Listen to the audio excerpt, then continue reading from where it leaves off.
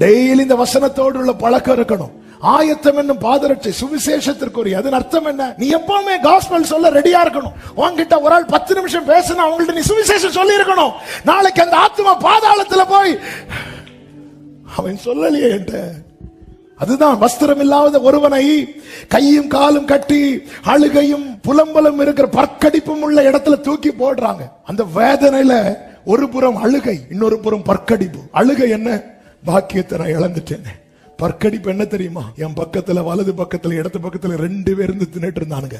ஒருத்தன் கூட சொல்லலையே ராஜா வந்தாருன்னா வஸ்திரம் இல்லாம இருந்தா, வஸ்திரம் இல்லாம இருந்துட்டேன்னா அவனுக்கு கஷ்டம்பா. ஒருத்தன் கூட நம்ம கூட பல ஆண்டு பழகி அவங்க கிட்ட ஒரு வாட்டி கூட காஸ்பல் சொல்லலைன்னா அவங்க பாதாளத்துல இருந்து நம்மளை நினைச்சு துரோகம் பண்ணிட்டியேப்பா, நீ இத்தனை காலம் என் கூட பழகி துரோகம் பண்ணிட்டியேன்னு தானே புலம்பிட்டு இருப்பான்.